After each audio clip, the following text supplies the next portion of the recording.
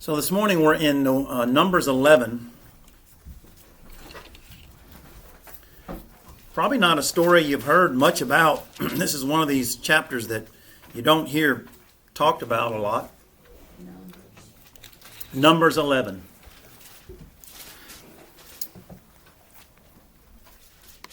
The book of Numbers opens up with the children at the base of Mount Sinai. If you were to have read the book of Exodus, and especially around chapter 20, where God is giving the Ten Commandments, He's giving the law to His people. They're at the base of the Mount Sinai, which to describe that to you, it's not one singular mount. It's a range. There's a lot of peaks around Mount Sinai, and nobody knows exactly which one, which is probably intentional. God probably didn't want that to be something that people would idolize today. But there are several peaks at the base of Mount Sinai. They've been there for about a year in the book of Exodus. And the book of Numbers gets its name because it is a book about numbers. It has two different censuses that were taken. In Exodus, God gets the people in a place where He can give them His law and what He wants to set up some organization about how He wants them to obey Him. And then in Numbers, God tells Moses, I want you to number the number of people that you have, specifically men. And so we get two different censuses, and there's 38 years between the two of them. So that's kind of why we see that book called Numbers, because it's about numbers. But Numbers is important for other reasons as well. It's understanding numbers kind of unlocks your understanding of other Old Testament books, because some important things happen here in the book of Exodus. Not only are the people counted, so that we have an approximate number of how many people they've had since they left Egypt, but we see the establishment of 12 tribes. I won't ask any of you to see if you could name the 12 tribes, because that'd be pretty tough. But we see there's an establishment of 12 tribes. Also, there's a specific tribe that is the one where priests come from. Does anybody know which tribe that is? Levite. That's right, the Levite tribe. And that is the one tribe where, the only tribe exclusively, where you'll see priests come from. So it wouldn't matter if you were in the tribe of Judah or what tribe you were in, you didn't have the call to be a priest, because if you were not a Levite, you were not going to be a priest. So we see that established here as well. The other thing that we'll find in our chapter today is you'll see a number of men that are selected to help Moses. It'll be 70 men. These 70 men that will help Moses are later on become very important, and especially in the New Testament. They're called the Sanhedrin. You ever heard that? This is where they begin here in Numbers 11, where we're at today. And they would authorize the crucifixion of Jesus Christ on the cross. So with that in mind, let's look at chapter 11, and let's just start at verse 1, and we'll read verses 1 and 2. And it says, And when the people complained, it displeased the Lord. And the Lord heard it. And His anger was kindled, and the fire of the Lord burnt among them and consumed them that were in the uttermost parts of the camp. And the people cried unto Moses, and when Moses prayed unto the Lord, the fire was quenched. So they have left the base of Mount Sinai. They are on the move after sitting for a year. But the trip doesn't start out very good. Immediately, all of a sudden, we can tell by these first two verses, the people start complaining. And when you've got 2 million, or could be 2+ million, people complaining, you've got something. And they can't seem to find anything positive. And notice what it says in verse 1. Notice who heard it. Who heard it? The Lord heard it. Do you think that the Lord hears our complaints? If that's true, that should keep us from complaining a little. But it doesn't, does it? We still complain. And when God heard it, the Bible says what? He's what? displeased. And not only that, it says his anger was kindled. How does yours say that? Anger flared. Okay, anger flared. Was aroused. Okay. And when God is angry, there's usually a result. And here it says, the fire of the Lord burnt among them. How does it say it in yours? Same thing?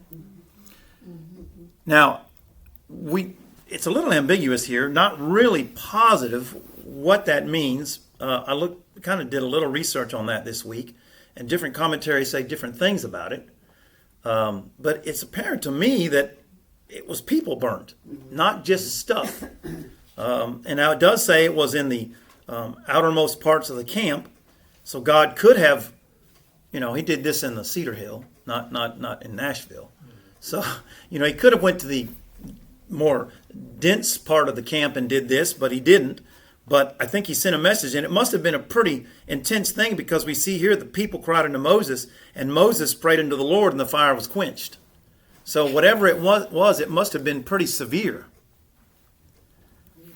Then notice, then it says in verse 3, he called the name of that place Taberah, because the fire of the Lord burnt among them. Then verse 4, notice it says, and the mixed multitude that was among them fell a-lusting, and the children of Israel also wept again, and said, who shall give us flesh to eat?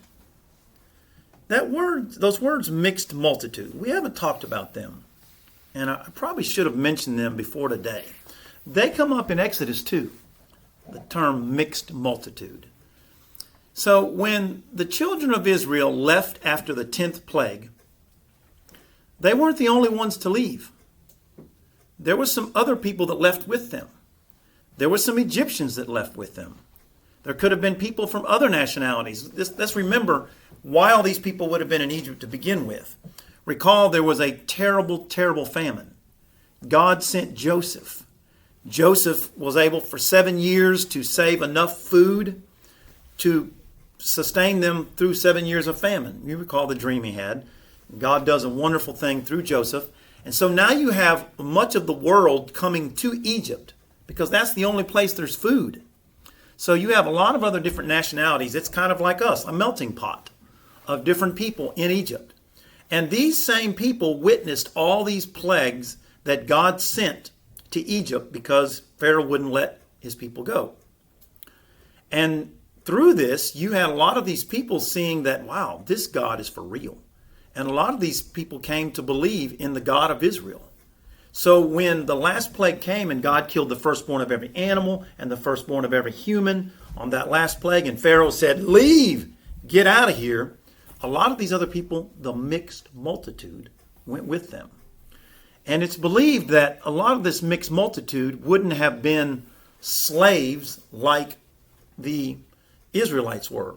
So it's possible that some of them would have had substantial, I won't say substantial wealth, but it would have been a lot better off than the slaves, the Israelite slaves. They would have had some wealth, although you do recall that when the Israelites left, they took a lot of wealth from the Egyptians. I don't know if you remember that story, but God had them spoil the Egyptians. The Egyptians were giving them stuff, saying leave, and giving them treasures and stuff, and they left. They spoiled them, is how the Bible says it. But so this mixed multitude obviously had some influence in this 2 million people that had exited Exodus. Say that twice real quick. Because it mentions them a few times where we see this mixed multitude has some influence.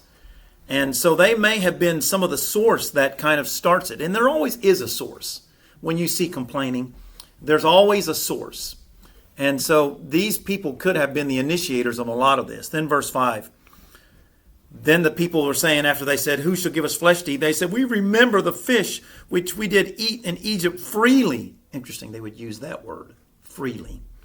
The cucumbers, the melons, the leeks, the onions, and the garlic. Isn't it interesting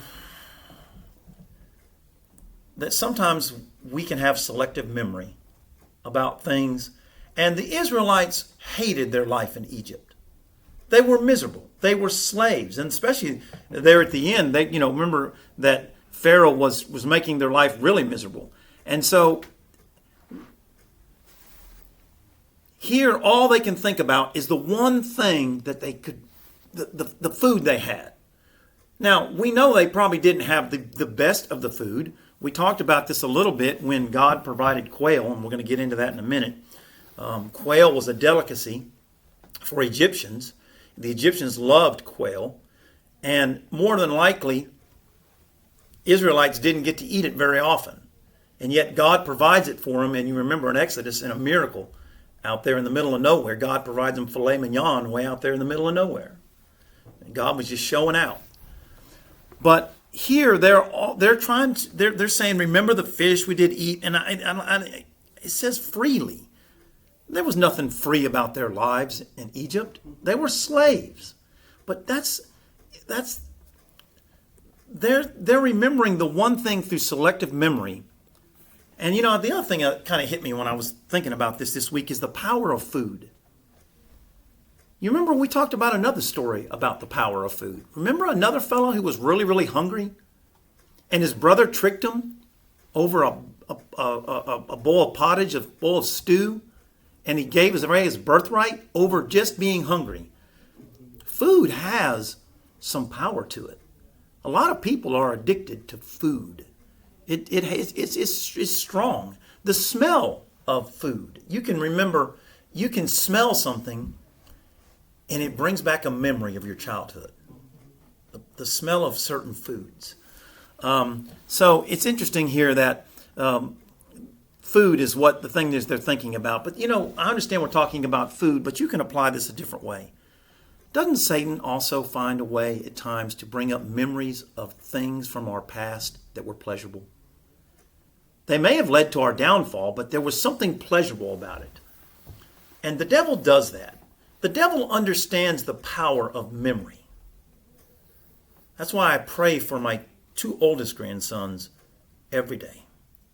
Because they're at an age now, my oldest grandson is 14, and he has his first cell phone now. My daughter and son-in-law have it where he basically can't do anything on it. He can text me, but he has no apps, he has no nothing. It's so locked down. But what they're trying to protect is up here. Once stuff gets through these windows, it gets in the hard drive, and you're not getting it out. The devil understands the power of memory. He wants our young people to see stuff. And he wants it ingrained in here where he can bring it up when he wants to. And I shudder when I see kids with cell phones with unfettered access to the filth that they are exposed to today. I have a filter on my phone. I have an accountability partner. Anything that I do with my prayer partner, he knows. I don't trust myself as a Christian man to not have a filter on there. And these kids are just, God help them. And God help the parents that are allowing that. So anyway, the devil wants to bring up the things in our past, the things the memories, the fish, the pleasurable things. Remember what the Bible says, there's pleasure in sin for what? A season. And so there were sins in our life that we really enjoyed, things we did that were fun. Let's just be honest. There are things that are not right but are fun. And the devil wants to bring them back up. And he's doing it here with these people, and it's getting them in a complaining mode. Verse 6 through 9. These people keep complaining, but now our soul is dried away. There is nothing at all besides this manna before our eyes. And the manna was a coriander seed, the color thereof as the color of, what does yours say that there? What was the color of it? Bdellium. Okay. Whitish yellow. Resin. Okay. All right. And the people went about and gathered it and ground it in mills or beat it in a mortar, baked it in pans, made cakes of it. And the taste of it was as the taste of fresh oil. In another place in Psalms it says it was the taste of honey. And when the dew fell upon the camp in the night, the manna fell upon it. So they're complaining about the one thing that's been the most consistent in their life. Now you recall this happened back in Exodus.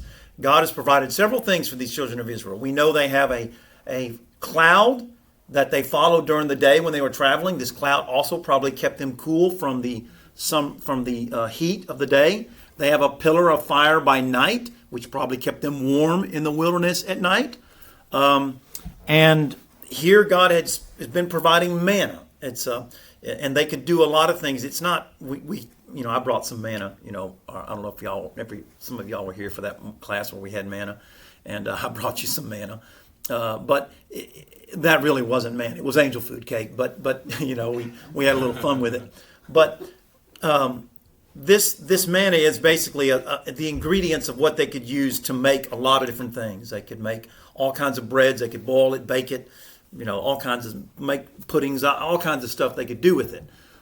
It was multi-purpose ingredient that they could use. But at some point, they were getting tired of manna, which, in all fairness, I would get tired. I look at my horses, and they eat the same thing all the time. They go, what a boring life, grass, but they're happy with it. They eat hay, and we feed them some feed during the winter. But there are people in parts of the world. I like to watch these documentaries, and parts of the world that aren't as fortunate as us, and they just eat the same thing every meal. They either eat rice or potatoes or whatever they eat, and they just find different ways to prepare it. So it's not unusual that would happen. We are just so blessed, and that's why when I sit down before my meal, I thank the Lord specifically for the things I'm eating. Thank you, Lord, for this fish that you provided to let it grow. Thank you for the fishermen that caught it. And Lord, thank you for this lettuce and the farmer that grew it and the rain that provided for it. I get detailed in my prayers about appreciation of the meal that I'm having, because we're blessed. So these people are complaining about the manna, but the thing is that this manna was consistent. It was the one thing in their life that was consistent every day. They never had to go hungry. Every morning after the dew fell, the manna fell, and it was there. Every day. They never had to worry about it. 6 days a week, they were able to pick this stuff up, and God provided. But while we sit here and complain or criticize them for complaining, aren't we guilty? Aren't we guilty of no less? God provides for us constantly, year by year by year by year, every day. We never miss a meal, and yet sometimes we get in a complaining mode. We're spoiled. We are spoiled. Spoiled rotten. And look what they say in verse 6 at the very first that verse. But now our soul is dried away. How does yours say that?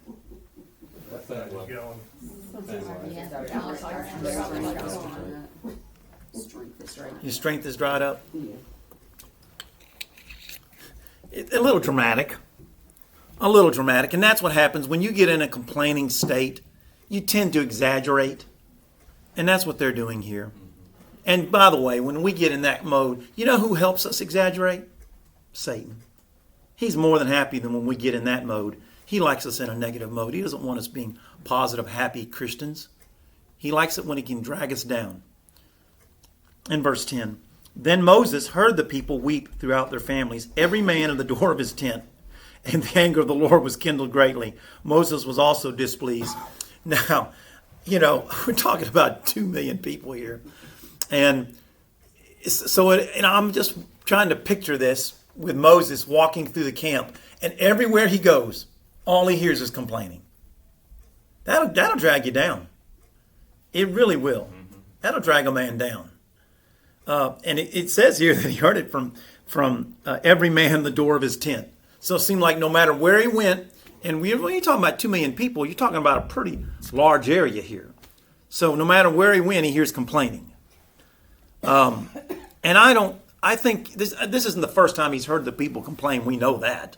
We've been studying the stories. But I think this was at a level that he had not heard it before. It seemed like he couldn't escape it. No matter where he went in the camp, people are fussing. And it displeased God and it displeased Moses. And we see in the next verse how Moses responds to God. And I was a little troubled by how Moses responded to God. Look at this verse 11. Moses said unto the Lord, and I'm going to read it the way I feel like he says it. Wherefore have you afflicted your servant? And wherefore have I not found favor in your sight that you lay this burden of all these people upon me? Did I conceive all these people? Have I begotten them? That you should say unto me, carry them in your bosom, as a nursing father bears the suckling child unto the lamb which you swear unto your fathers? Where should I give flesh to all these people? For they weep unto me, saying, give us flesh, that we may eat. I'm not able to bear all these people alone, because it is too heavy for me. And if you deal thus with me, kill me, I pray you, out of your hand, if I have found favor in your sight, and let me not see my wretchedness. Well, boy, the tone of this conversation with God really got a hold of me here. Like, I'd almost be scared to talk to God that way, especially since, remember the last story we had where they're on Mount Sinai and God is speaking in these thunderings and quakings, and remember that on Mount Sinai? It's very, the people were trembling, scared to death to hear God's voice. But it tells you that when you're around people that are negative, it drags you down too. And you see this really negative prayer from Moses to his God. And we're not immune to that. If we hang around people that are constantly bad-mouthing our church or bad-mouthing our staff or bad-mouthing just whatever, it drags us down. It's not healthy for us. And very rarely do you see positive people bringing negative people up. It's usually the other way around. Negative people bring people that are positive down to them. There's an old saying that says, if you have two men stranded in a boat, one who drinks and one who doesn't, at the end of 30 days you'll have two men that drink. It's just not healthy to be around complaining people because it's contagious. And sometimes we want to do that. It's sometimes easier to be negative than it is to be positive. And even though Moses is really upset with these people, it's affecting his relationship with God. That's a really negative prayer here that he's praying. But in his defense, I will say this. While he kind of cops a little attitude with God here, I mean, he says, did I conceive all these people? What he says in verse 12, there's some attitude on that right there with a capital A. He's kind of fussing at God a little bit. He's like, this wasn't my idea to bring them out of Egypt. This was your idea. You're the one that appeared to me in a burning bush. You're the one that told me to go to Pharaoh and say, let my people go. This wasn't my idea. So he's kind of getting all this. He's getting his frustration out now. The negativity of the people is causing Moses to be negative with God. But I will say this in defense of him. I would rather see someone take that to God than to take it to other people. Because God will deal with it. God will speak to you. God will put you in your place. And God does. In verse 16, he says, he kind of senses the frustration. God is a loving God. He senses the frustration of Moses. He didn't respond back with retribution and anger. God says unto Moses, listen, take a breath. Breathe. It's going to be okay. Gather unto me 70 men, the elders of Israel, whom you know to be the elders of the people and officers over them. Bring them to the tabernacle of the congregation, that they may stand with you there. And I will come down and talk with you there, and I will take of the Spirit which is upon you, and put it on them, and they shall bear the burden of the people with you, that you bear it not yourself alone. That's awesome. That's why we take it to God. If Moses takes that to somebody else and complains, he doesn't get this result. But when you take your problem to God, God finds a solution. And it's a two-part solution. First, he tells them, I'm going to take 70 men.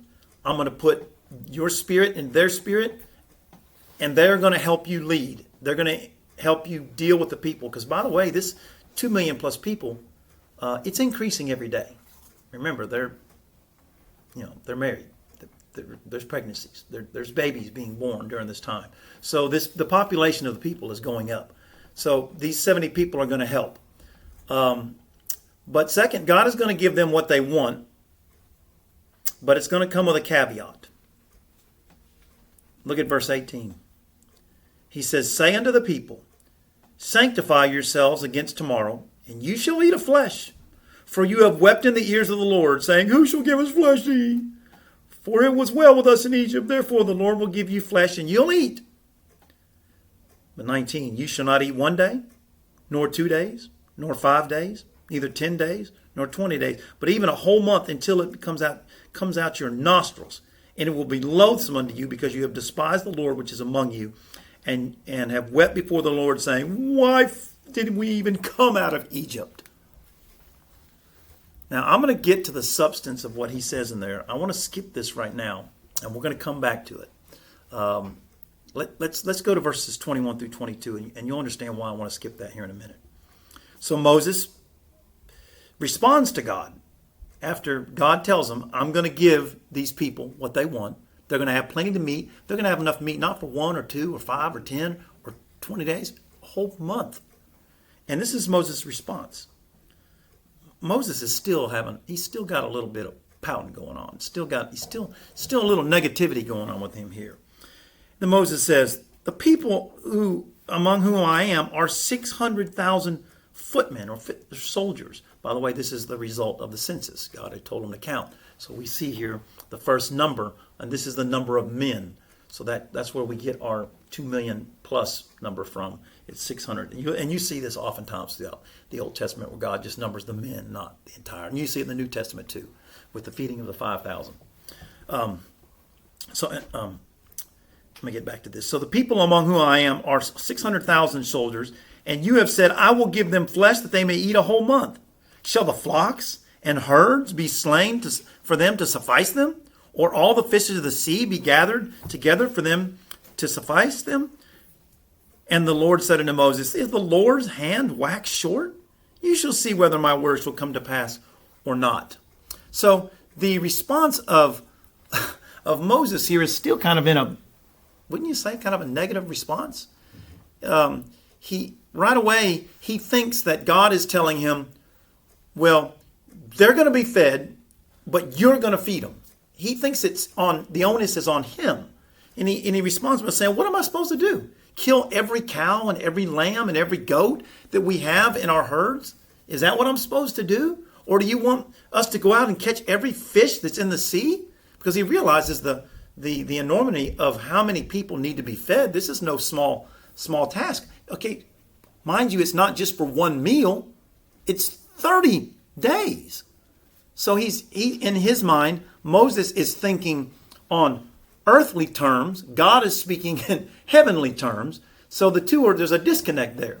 Moses is kind of like where Peter was. Remember, Peter came out on the water, and for a minute he's walking to Jesus. Then all of a sudden he sees the water and he sinks. And that's where Moses here is. Moses is looking at it in physical terms and earthly terms. He says, there's no way. And so in verse 23 and verse 24, God rebukes him and says, as the Lord's hand waxed short? In other words, like Moses, wait a minute, you're no better than the people here. How many times have I provided? You've seen miracle after miracle after miracle, and you think now I can't do it? That this is just, God can do a lot, but that's kind of pushing it. 2 million people for a month. God surely can't do that. So God rebuked, I think, Moses here just kind of in the way that he rebuked the children of Israel at the time. And for some reason, we I think at times can think there's certain things God just won't do for us. We might think that God can do it, but he won't do it. And we can be no different than Moses here, thinking that God probably won't answer that prayer, or we won't ask him, or we pray without really believing. And what did Jesus say? That we only need the faith the size of a what? Mustard seed. Yeah, that's pretty small. And sometimes we don't even have that much faith when we pray. We don't need to get on these people too hard here. We're just as guilty. Well, this is speaking to us just like it's speaking to these people here. Verse 25, the Lord came down on a cloud and spoke to him, and took of the Spirit that was upon him and gave it to the 70 elders. And it came to pass when the Spirit rested upon them, they prophesied and did not cease. So here we see the beginning of the 70 men that are going to help Moses and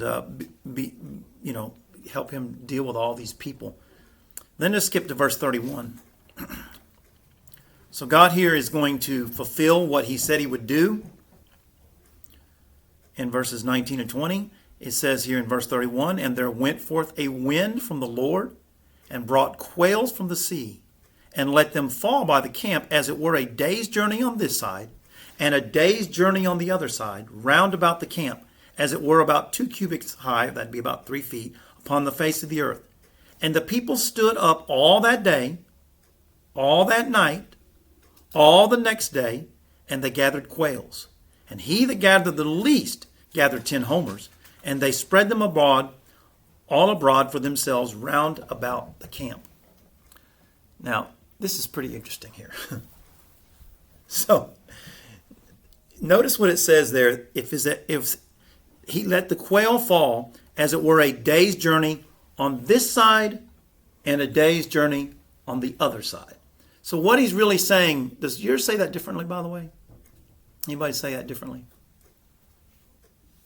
This is about a, A day's walk in any direction. yeah. Okay, that's a good way to put it. I like that. Yeah. All right, so here, understand what we're talking about here. This is how many quail fell. So, okay, you got 2 million people. All right, that's a lot of people. And they're covering a large area. But let's just take from one point in the camp, from where they fell.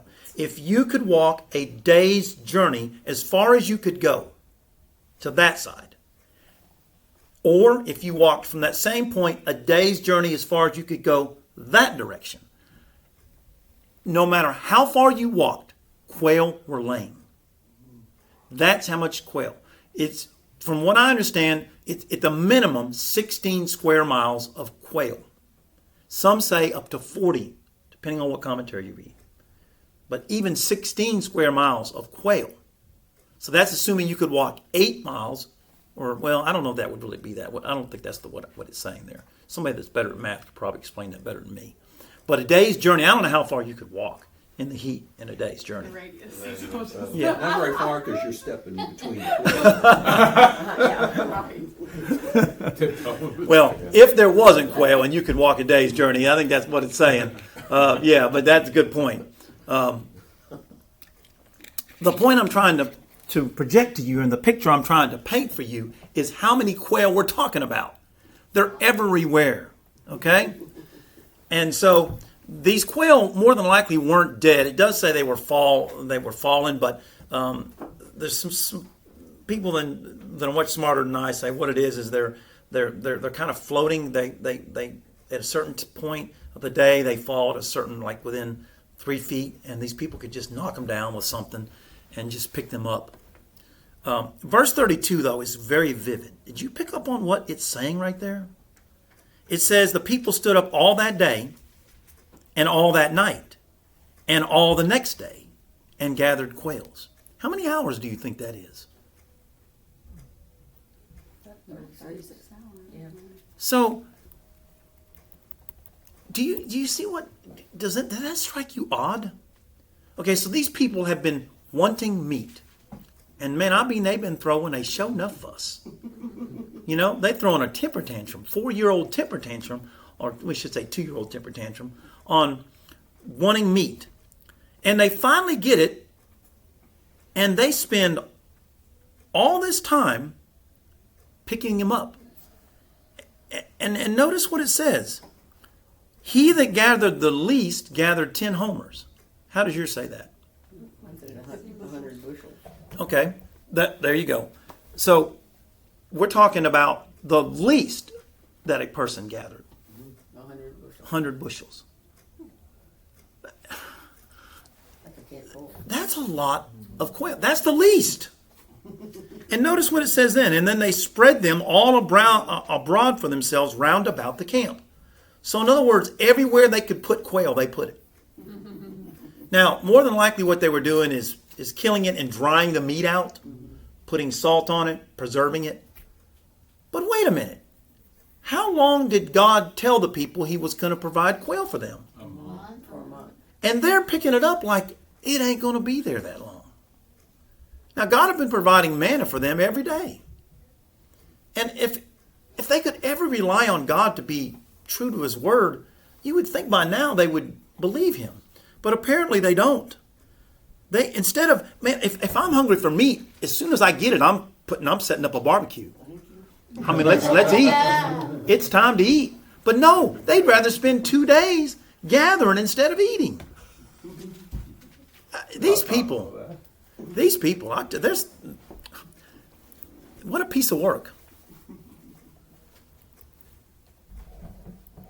Now let's go back to verses 19 through 20. He says, you will not eat 1 day, 2 days, 5 days, 10 days, 20 days, but even a whole month until it comes out of your nostrils. And it'll be loathsome unto you because you have despised the Lord which is among you. So then in verse 33, the Bible says, while the flesh was yet between their teeth, before it was chewed, the wrath of the Lord was against the people, and the Lord smote the people with a very great plague. Now, before this, though, I bet you right before this happened, boy, if you were anywhere traveling kind of near where the children of Israel was, I bet it smelled good. The odor, when you have 2 million people preparing quail, it must have smelled good.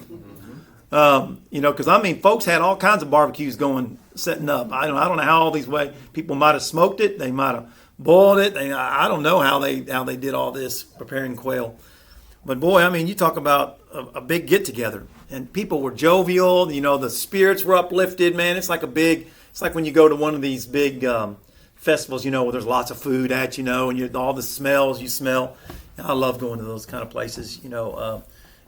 Sometimes at Disney they have the International Epcot thing where they have all the different foods you can eat and stuff, and that's really fun to try the different foods. But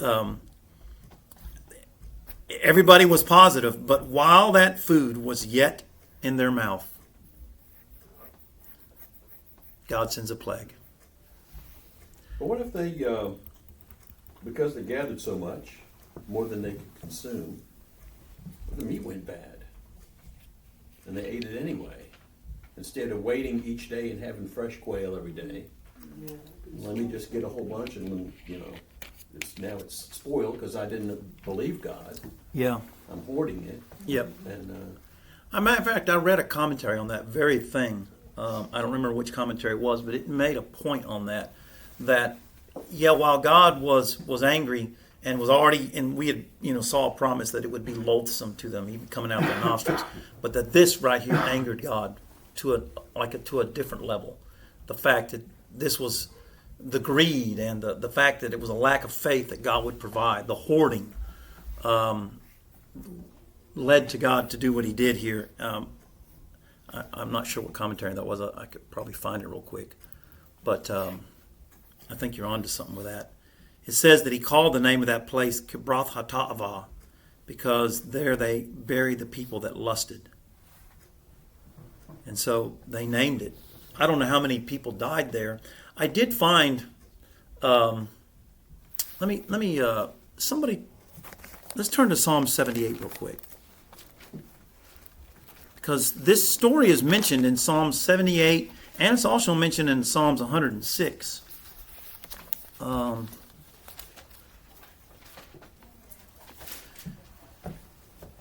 Let's start in verse 26. We'll start at verse 26 of Psalm 78.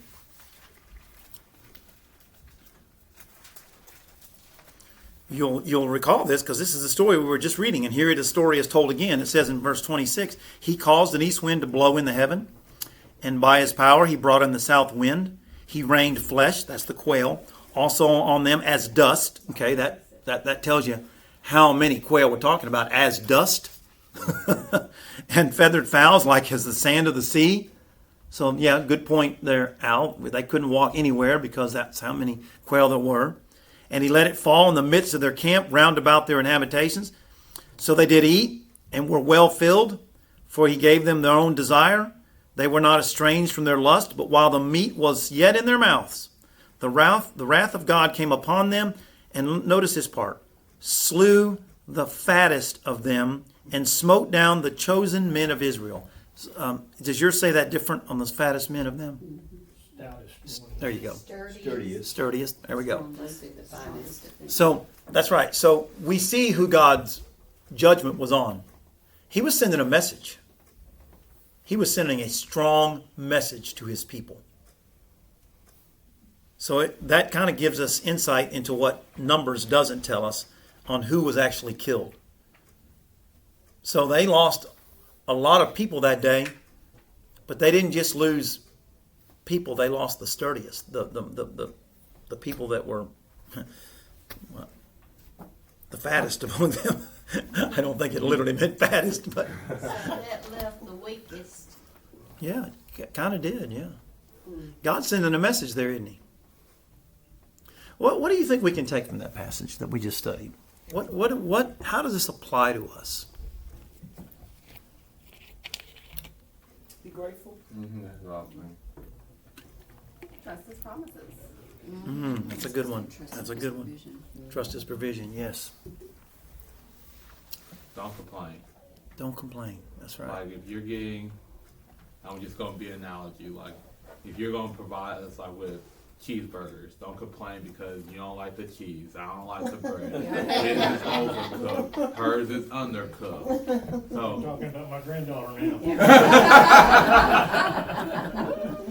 I'll be any right now. I think we can see too that there are consequences for our actions. If they gathered more than they really needed, because they didn't trust God's provision, then the meat went bad, that they ate it anyway. That's a natural consequence. God didn't have to do anything extra because they did it to themselves. They didn't trust Him, they did what they wanted to do, and they suffered the consequences. And that was some of our disciplining tactics with our children as they were growing up. You make choices have consequences. That's right. They have results. Yep. Sometimes they're good results, sometimes they're bad Right. results. And in this case, they made a choice that, in some cases, killed them. Yep. Every choice has a consequence. That's what I used to tell my kids as well. I think too, God's teaching Moses some things in all this. I agree. Moses kind of has it's all up to me complex. I've got to do this, I got to provide the meat, I got to solve all the problems, I got to take care of everything. And because God could have told Moses way back, a few chapters ago, by the way, you're going to need 70 people. But he waited until Moses felt all this burden. Yeah. Yeah. So Moses like, oh, thank you. He might have before been like, well, I don't need anybody. That's a good point.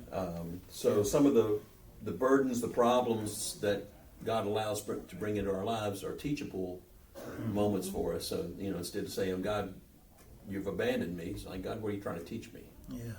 Well, that's really good. And one of the things I noticed with the Israelites over and over and over again is God provides for them, but then they forget about it and they start to complain or they start to get gripey about something. So then there's a consequence, and then they're like, oh, yeah, we're sorry, you're right, you've always provided for us, we remember now. And then, not a chapter later, it's happening all over again. Yep. And I wonder how often God got so irritated with them, but then I look at myself and I think, well, how often does He get irritated at me? Yep. Because I do the same kind of thing.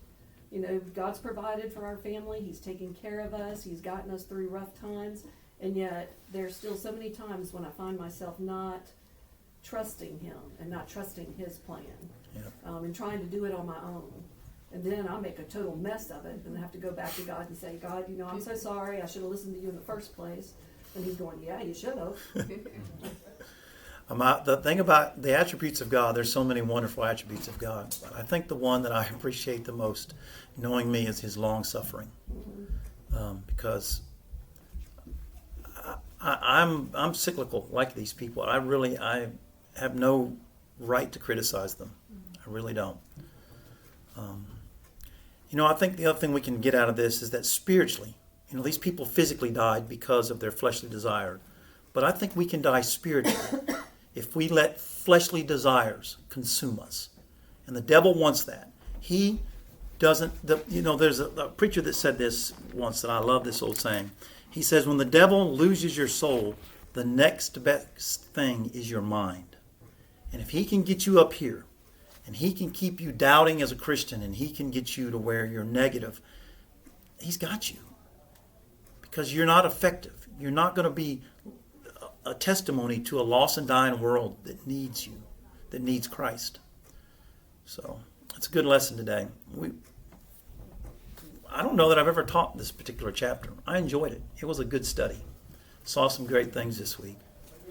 So I'm glad you were here for our lesson.